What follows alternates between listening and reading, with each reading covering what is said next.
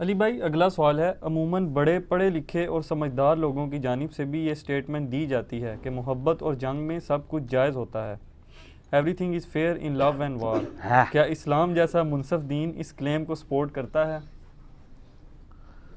ہمارے ایک ٹیوٹر والے بھائی ہیں جو یہ بہت کوٹ کرتے ہیں، everything is fair in love and war. ویسے اب ان کی ڈیوٹیز چینج ہو چکی ہیں، آپ کو پتہ چل جائے گا میں کس کا ذکر کر رہا ہوں، نام لینے کی ضرورت نہیں۔ تو یہ بالکل ایک جذباتی ڈاکٹرن ہے، اس کا اسلام سے بھی کوئی دور دور تک لینا دینا نہیں ہے، بلکہ یہ اینٹی اسلامک بات۔ اسلام میں جنگ ہو یا محبت، ہر چیز کے رولز اور ریگولیشن ہیں۔ کبھی بھی آپ نہیں کہہ سکتے کہ everything is fair in love and war. محبت اور جنگ میں ہر چیز جائز ہے۔ تھوڑا سا آپ کرٹیکل انالیسس کریں گے تو آپ کو اس جملے کی خرابی عیاں ہو جائے گی۔ یہ کیسے ہو سکتا ہے کہ محبت اور جنگ کے کوئی رولز نہ ہو؟ صرف اتنا ملتا ہے بخاری اور مسلم کے اندر کہ نبی علیہ السلام نے فرمایا جنگ دھوکے کا نام ہے، اسی کی پلی لی ہوئی ہے انہوں نے۔ جنگ دھوکے کا نام کیا ہے؟ آپ نے دشمن کو دھوکہ دینا ہے، دشمن کے ساتھ عہد شکنی نہیں کرنی۔ اور وہ تو سر سورۃ النحل کی آیت نمبر 106 میں آیا کہ اگر کسی کی زندگی اور موت کی کشمکش بن جائے اور اسے کلمات کفر بھی بولنے پڑ جائیں اپنی جان بچانے کے لیے تو بول سکتا ہے۔ پھر ساتھ یہ آیا کہ اگر زندگی موت کی کشمکش بن جائے اور اسے حرام کھانا پڑ جاتا ہے، خنزیر میں سے یا خون میں سے یا مردار میں سے، تو اتنا کھا لے کہ اس کی جان بچ جائے۔ اب اس کی کوئی یہ اس اعتبار سے پلی لے گا کہ جی وہ محبت اور جنگ میں سب کچھ جائز ہے؟ یہ رولز بھی اسلام نے خود بتائے ہیں کہ اگر کیٹاسٹرافک کنڈیشن آئے تو یہ ہوگا۔ قطعاً اس کا مقصد نہیں ہے کہ آپ جنگ اور محبت میں کسی رول کی پرواہ نہ کریں۔ سر اسلام نے تو جنگ میں کیسے کیسے قوانین بتائے ہیں کہ جنگ میں آپ نے بچوں اور عورتوں کو نقصان نہیں پہنچانا، ٹھیک ہے؟ کھیتیاں نہیں اجاڑنی، قرآن حکیم میں سے کنڈیم کیا گیا۔ اور ایسی عورتوں کو لونڈیاں نہیں بنانا جو میدان جنگ میں نہیں آئی ہیں۔ یہ جو کہتے ہیں نا اسلام لونڈیاں بناتا رہا، نہیں، صرف وہ عورتیں جو جنگ لڑنے کے لیے اپنے مردوں کے شانہ بشانہ میدان جنگ میں آتی تھی نا، ان کو لونڈیاں بنایا جاتا تھا۔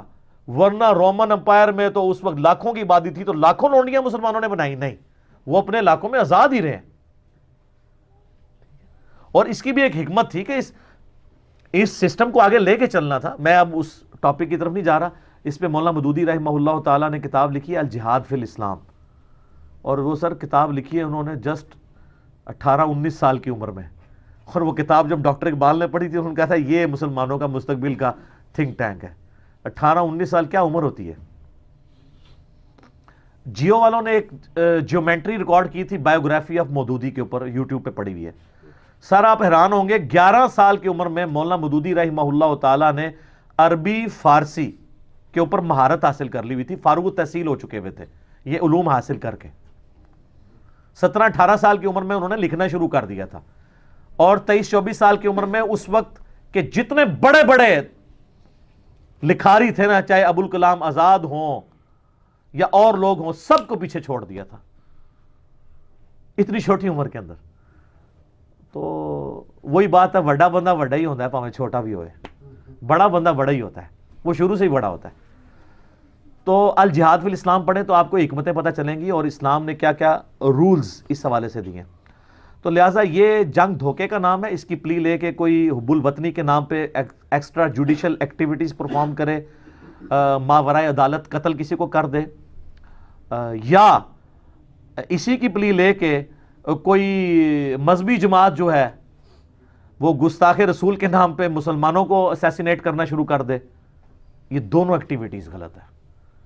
محبت اور جنگ کے رولز ہیں جو اسلام نے بتائے ہیں، ان کو آپ نے فالو کرنا ہے۔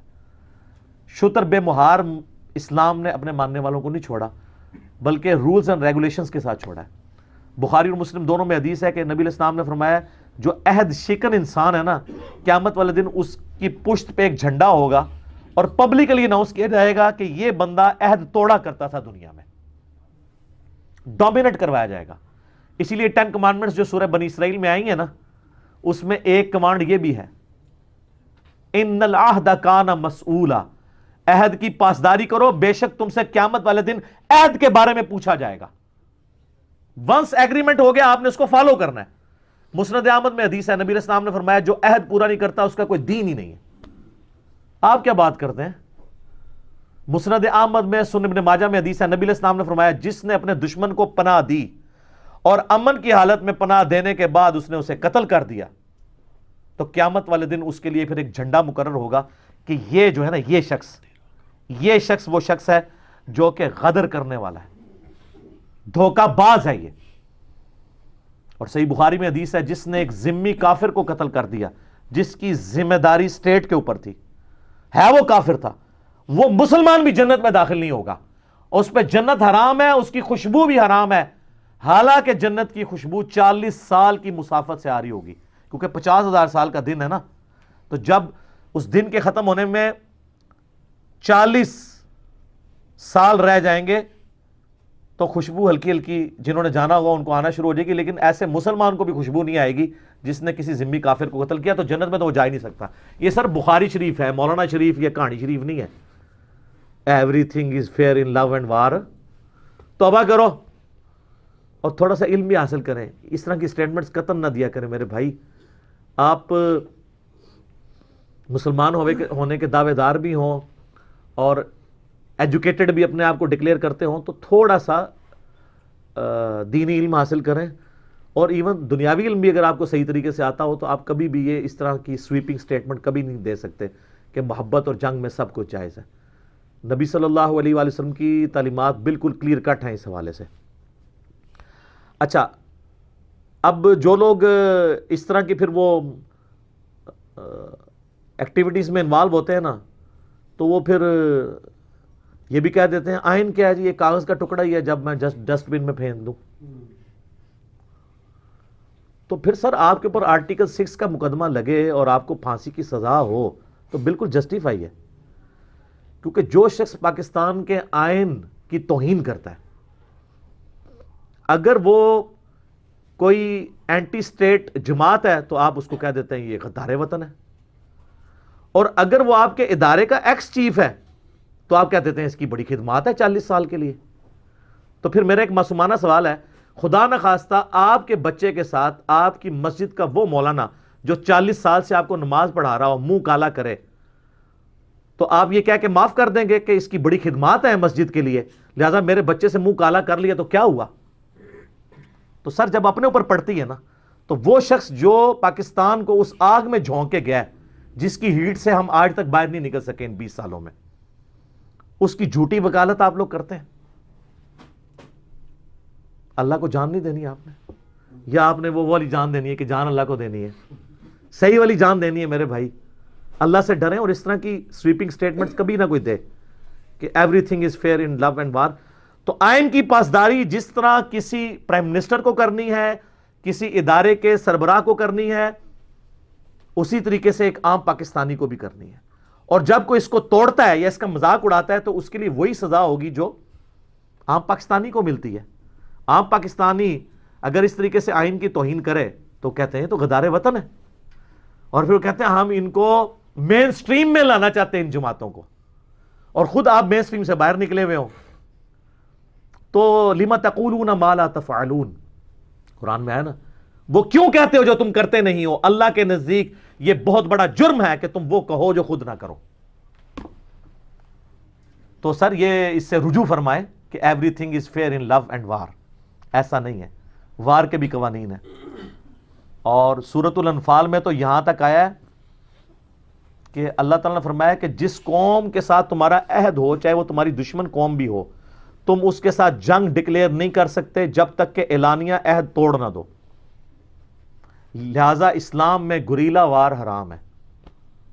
یہی وجہ ہے کہ 1948 میں جب پاکستان نے اپنی آرمی کشمیر میں داخل کی تو مولانا مودودی رحمہ اللہ تعالیٰ نے اس کی مخالفت کر دی تھی کہ یہ اسلام کے خلاف ہے. اور یہ نہیں کہتے تھے جنگ نہ کرے، وہ کہتے تھے اوپن جنگ کرو، ڈکلیئر کرو کہ تم ہمارے دشمن ہیں، ہم اپنی فوج بھیج رہے ہیں. لیکن اوپر آپ امن معاہدے میں جڑے ہوئے ہیں، UN کے چارٹر کے انڈر ہیں، اور نیچے کام ڈالا ہوا ہے، اور یہی کام انہوں نے بھی ڈالا. ان ہندوؤں کو ہم کیا کہیں گے؟ ہم مسلمانوں کے اسلام کو، سورۃ الانفال کو فالو نہیں کر رہے. اس لیے نہیں کہہ رہے کہ سورۃ الانفال پڑھی نہیں گئی. سورۃ الانفال میں اسلامک ڈیموکریسی جو ہے، جس میں حلال اور حرام کو کثرت رائے سے نہیں بلکہ حدود اللہ کے اعتبار سے سیٹل کیا جائے، اور حلال کے دائرے میں کثرت رائے سے، وہ تو سورہ شورا میں ہے نا، وَأَمْرُهُمْ شُورَى بَيْنَهُمْ، حتیٰ کہ نبی علیہ السلام کو حکم ہوا ہے وَشَاوِرْهُمْ فِي الْأَمْرِ، سورہ آل عمران میں. ان صحابہ کے بارے میں جن کی نافرمانی کی وجہ سے غزوہ احد میں شکست ہوئی تھی، اللہ نے پہلے ان کو ڈانٹا، پھر کہا معاف کیا، پھر کہا نبی ان کو آمدہ مشورے میں شامل رکھنا ہے، یہ نہ ہو کہ کراس لگا دو. نبی اگر مشورہ لے کے چلتا ہے تو باقیوں کو نہیں لے کے چلنا. تو سورۃ الانفال میں ہے کہ آپ نے اعلانیہ عہد توڑنا ہے، اور یہ اتنی زبردست نبی علیہ السلام کی ٹریننگ تھی کہ ابو داؤد و ترمذی میں ایک حدیث ہے کہ ایک صحابی تھے عمر ابن عباسہ، یعنی یہ سینئر صحابہ میں سے. حضرت معاویہ رضی اللہ تعالیٰ عنہ کے دور ملوکیت میں رومن امپائر کے ساتھ آپ کو پتہ مسلسل جنگیں رہیں جو بچی کچی تھی. تو رومن امپائر اور حضرت معاویہ کے درمیان ایک معاہدہ تھا. تو اس معاہدے کا جب وقت پورا ہونے کا وقت آیا تو حضرت معاویہ رضی اللہ تعالیٰ نے اپنی فوجیں لا کے نا رومن امپائر کے اس سٹی کے بارڈر پہ رکھ دی کہ کل کی ڈیٹ میں جیسے ہی یہ ڈیٹ پوری ہوگی نا، تو معاہدہ مثلا اگر لکھا گیا کہ یہ معاہدہ جو ہے وہ 10 ربیع الاول تک ہے، جیسے ہی 10 ربیع الاول کا غروب ہوگا سورج، ہم فوراً ان پہ حملہ کر دیں گے. لیکن جو لوگ کہتے ہیں نا محبت اور جنگ میں سب کچھ جائز ہے، ان کو اس چیز سے سبق سیکھنا چاہیے. سورۃ الانفال کے تو یہ خلاف تھا ایٹیچیوڈ.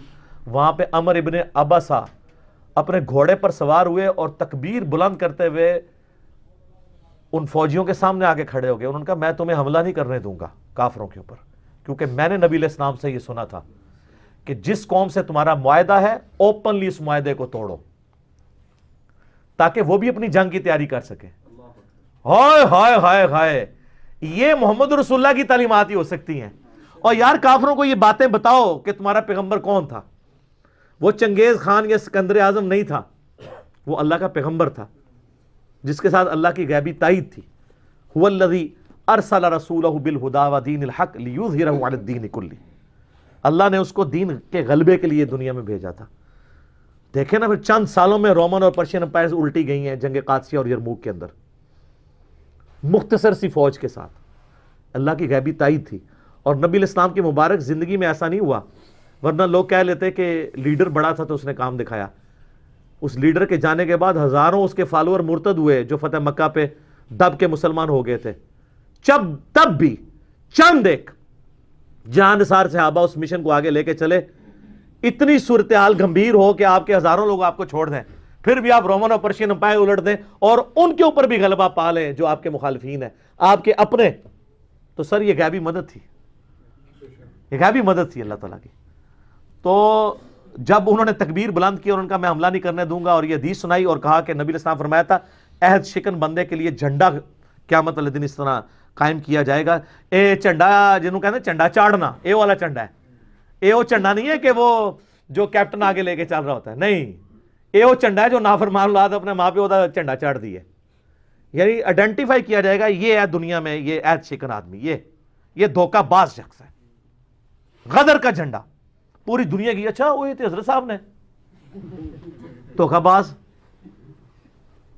تو وہ ادھر جا کے پتہ چلے گا. تو عہد شکنی نہیں ہے. تو everything is fair in love and war, یہ بالکل غلط ہے. یہ تو میں نے آپ کو صرف جنگ کا بتایا، تھوڑا سا لو کا بھی ذکر ہو جائے. آپ والا ذکر تو میں نہیں کر سکتا، میں اس لو کا ذکر کروں گا جس کا ذکر میں کر سکتا ہوں. اس کائنات میں اللہ کے بعد سب سے زیادہ محبت کا حقدار ہمارے لیے کون ہے؟ امام کائنات سید الاولین والآخرین، شفیع المذنبین، رحمت للعالمین، خاتم النبیین، امام اعظم محمد رسول اللہ صلی اللہ علیہ وآلہ وسلم. سر ان کے ساتھ بھی محبت کے رولز ہیں. حالانکہ میرے نزدیک اگر کسی کے ساتھ انفینٹ محبت ہو سکتی تھی نا مخلوق میں تو وہ نبی علیہ السلام کی مبارک ذات ہے، لیکن اس کی بھی لیمٹس ہیں. انفینٹ اس لیے کہ بخاری مسلم دونوں میں حدیث ہے، اس نے ایمان کی حلاوت چکھ لی جس میں 3 نشانیاں ہیں: اللہ اور اس کا رسول اسے سب سے بڑھ کر محبوب ہوں، نمبر 2 دوستی اور دشمنی کا معیار اللہ کی ذات، نمبر 3 کفر کی طرف لوٹنا اتنا ہی مشکل جتنا زندہ آگ میں جلایا جانا. یعنی وہ آگ میں زندہ جلنے کے لیے تیار ہو جائے لیکن اسلام نہ چھوڑے، کفر میں نہ جائے. اور پھر بخاری مسلم دونوں میں حدیث، تم میں سے کوئی شخص اس وقت تک مومن ہی نہیں ہو سکتا جب تک کہ میں اسے اس کے ماں باپ اولاد سب لوگوں سے بڑھ کر عزیز نہ ہو جاؤں. اور جو بخاری کی وہ حدیث ہے کہ نبی علیہ السلام ایک دفعہ چہل قدمی کر رہے تھے حضرت عمر کا ہاتھ پکڑ کے، تو حضرت عمر بھی تھوڑے سے فرینک ہو گئے، کہا یا رسول اللہ اس دنیا میں سب سے بڑھ کر مجھے آپ سے محبت ہے سوائے اپنی جان کے. سر وہ ٹروتھ لور تھے، جان تو سب کو پہلے نمبر پہ عزیز ہوتی ہے نا. آپ ہوتے تو آپ کہہ دیتے یا رسول اللہ میں آپ کے لیے چاند توڑ کے لے آؤں گا. انہوں نے سچی بات کی جو تھا. آپ فرمایا عمر ابھی تیرا ایمان مکمل نہیں ہوا بلکہ تیری جان سے بھی بڑھ کر. انہوں نے اسی وقت کہا سمعنا واطعنا یا رسول اللہ مانا، اب آپ مجھے میری جان سے بھی بڑھ کر عزیز ہے. آپ فرمایا اے عمر اب تیرا ایمان مکمل ہوا. یہ صحیح بخاری میں حدیث ہے. ان ساری چیزوں کو ذہن میں رکھیں. اور جو لوگ کہتے ہیں everything is fair in love and war, تو اس لو میں بھی ایوری تھنگ فیئر نہیں ہے. جامعہ ترمذی، ابو داؤد اور ابن ماجہ میں حدیث ہے، ایک شخص نبی علیہ السلام کی خدمت میں حاضر ہوا، آپ کا صحابی تھا. اس نے آ کے آپ کو سجدہ کیا. آپ نے میں سر اٹھا یہ کیا کر رہا ہے؟ کہا یا رسول اللہ میں وہ کوفے کے پاس ہیرا نامی ایک شہر میں گیا تھا، وہاں لوگ اپنے سردار کو سجدہ کرتے ہیں، آپ تو اللہ کے رسول ہیں، آپ زیادہ حقدار ہیں صلی اللہ علیہ وآلہ وسلم. آپ نے فرمایا جب میں فوت ہو جاؤں گا تم میری قبر سے گزرو گے، کیا میری قبر پہ سجدہ کرو گے؟ کہا نہیں یا رسول اللہ. اتنی ان کو بھی سمجھ تھی. فرمایا جب میری قبر پہ سجدہ نہیں کرو گے تو مجھے کیوں سجدہ کر رہے ہو؟ اگر میں سجدہ جائز سمجھتا تو بیویوں سے کہتا کہ اپنے خامدوں کو سجدہ کریں اس حق کے سبب جو اللہ نے دیا، لیکن وہ بھی کوئی نہیں ہے. سجدہ تعظیمی، سجدہ عبادت تو صرف اللہ کے لیے.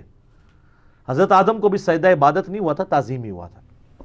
اور سجدہ تعظیمی اس امت میں حرام ہے.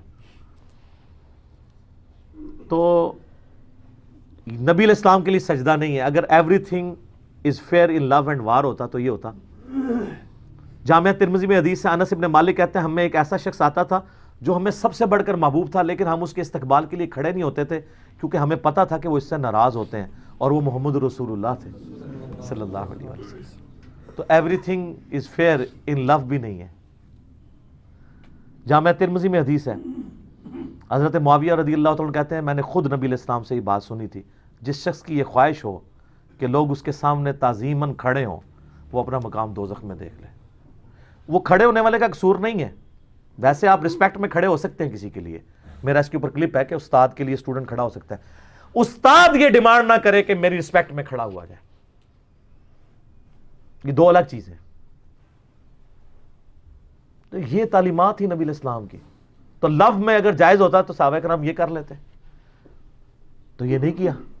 پھر مسند احمد میں حدیث ہے، الادب المفرد میں حدیث موجود ہے، ایک شخص نے آ کے حضور کو کہا یا رسول اللہ ما شاء اللہ وشئت، اے اللہ کے رسول جو اللہ کی مرضی جو آپ کی مرضی. یہاں اس کے پیچھے لکھا ہوتا ہے علی جانے، جانے یا علی، اللہ نبی وارث. نبی علیہ السلام کے سامنے جب اس نے کہا نا جو اللہ چاہے اور جو آپ چاہیں، آپ فرمایا جعلتنی للہ ندا، تو نے کیا مجھے اللہ کے مقابلے پہ کھڑا کر دیا؟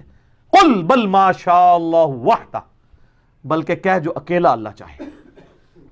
اس نے آگے کہانی نہیں کرائی یا رسول اللہ میں آپ کو اللہ کا بندہ مان رہا ہوں، غیر مستقل بذات مان رہا ہوں، عطائی مان رہا ہوں. یہ کہانیاں اس زمانے میں نہیں ہوتی تھیں، یہ بابوں نے لکھی ہیں. تو پھر ہم کیوں نہ کہیں کہ مرنے سے پہلے اے مسلمان کر لے اس پہ غور. کتابوں کا خدا اور ہے، بابوں کا خدا اور جب تم غور کر چکو گے تو تمہارے اندر سے ایک آواز نکلے گی، کیا؟ نہ میں وابی نہ میں بابی، میں ہوں مسلم علمی کتابی. تو یہاں پہ بھی فیئر نہیں ہے، نبی علیہ السلام نے نہیں اجازت دی. پھر وہ مسلم شریف کی حدیث یاد کریں. نبی علیہ السلام کا ایک صحابی خطبہ دیتے ہوئے کہہ رہا ہے من یطع اللہ ورسولہ فقد رشد، جو اللہ کی اطاعت کرے اس کی رسول کی اطاعت کرے وہ کامیاب ہو گیا. ومن یعصہما، اور جو ان دونوں کی نافرمانی کرے فقد غوا، وہ بہک گیا. آپ فرمایا بئس الخطیب انت، یہاں کہتے ہیں میٹھی میٹھی بات کرو. نبی علیہ السلام توحید کے معاملے میں کتنے سینسٹیو ہے، آپ نے سیدھا جملہ ہی کتنا سخت بولا. کتنا برا خطیب ہے تو نے یہ کیوں کہا کہ جو ان دونوں کی نافرمانی کرے؟ تجھے کہنا چاہیے تھا تو کہہ وَمَن يَعْصِ اللَّهَ وَرَسُولَهُ فَقَدْ غَوَا، جو اللہ اور اس کے رسول کی نافرمانی کرے. تو نے ان دونوں کیوں کہا؟ اور آپ کے مولانا کہتے ہیں ہک ہے، جڑا ہک کی ڈو آکے وہ کافر و مشرک ہے. حالانکہ ہک کی جڑا ڈو آکے وہی مواحد ہے. خالق کو مخلوق سے الگ کرنے کا نام توحید ہے. حادث کو قدیم سے الگ کرنے کا نام توحید. مخلوق تو حادث ہے, قدیم تو صرف اللہ ہے. اچھا, ابو داؤد میں آگے الفاظ ہیں, فرمایا قم اذهب, اٹھ تھوڑی دیر سے نکل جا, اس ٹائم تو گم ہو جا, اپنی شکل دور کر لے میرے کو. ظاہر ہے اسی انداز میں کہا ہوگا. یہ کہتے ہیں کہ جی یہ ایکٹنگ کرتا ہے اور بڑے سخت الفاظ میں. حضور نے یہ تو نہیں کہا ہوگا, غصے میں یوں تو نہیں کہا جاتا کہ میرے پیارے پیارے صحابی آپ اس ٹائم تشریف لے جا سکتے ہیں. اور سر آپ ذرا عربیوں کے پاس بیٹھے اور ان سے ذرا پوچھیں کہ بئس الخطیب انت کا مطلب کیا ہے. اوے کتنا برا خطیب ہے تو. اس کو یوں تو نہیں کہا جائے گا کہ آپ کتنے ہی برے خطیب ہیں. یہ اسی طرح ہی پریزنٹ ہوگا. ڈاکٹر اسرار صاحب جو قرآن کا ترجمہ جیسا پریزنٹ کرتے تھے, قرآن اسی طرح ہی نازل ہوا ہے. ہاں, انڈیا پاکستان بنگلہ دیش میں بابوں نے اس میں مٹھاس ملا ملا ملا کے اس ایسا شوربہ بنایا ہے کہ او دی انٹینسٹی ہے نا, اور اس سے جو تبدیلی آنی تھی وہ ختم ہو گئی ہے. تو قرآن بس پھر اب مردے بخشوانے کا ایک ذریعہ ہی رہ گیا. بئس الخطیب انت, کتنا برا خطیب ہے تو. تو یہ محبت میں سب کچھ کر رہے تھے. کسی نے ان کا یا رسول اللہ عشق دے چلے نمبر لے کے, یا رسول اللہ عقل والے تھے انجے ہی عمرہ گالیاں. عشق دے چلے ہی سی نا جنہیں سجدہ, اور چلے مارے گئے پائی ادھر بھی تے اگے بھی. قرآن تو کہتا ہے عقل والے نمبر لے گئے. نبی علیہ السلام کو جو دعا قرآن میں سکھائی گئی ہے وہ کیا ہے؟ اللہ میرے عشق میں اضافہ کر دے. نہیں, اور رب زدنی علما, اے اللہ میرے علم. اچھا, نبی علیہ السلام کے علم میں اضافہ کرنے کی کوئی ضرورت ہے تھی جس کو اتنا کچھ سکھا دیا گیا؟ علم سے کوئی شخص اپنے آپ کو آزاد نہیں کر سکتا. اور پھر اللہ نے کیٹاگوریکل مینشن کیا انما یخشی اللہ من عبادہ العلماء. اللہ کی خشیت اور معرفت تو صرف اہل علم کو ہے. ڈگریوں والے علم نہیں کہ جو ڈگری حاصل کرتے ہیں اس کے بعد ممبر پہ چڑھ کہتے ہیں قرآن ڈائریکٹ نہیں پڑھنا گمراہ ہو جاؤ گے. یہ تو علم کے دشمن ہے.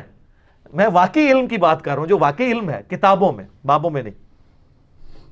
پھر سورہ زمر میں ہے قل هل يستوي الذين يعلمون والذين لا يعلمون انما يتذكر اولو الالباب. بھلا بتاؤ تو علم والے اور بغیر علم والے کیسے برابر ہو سکتے ہیں؟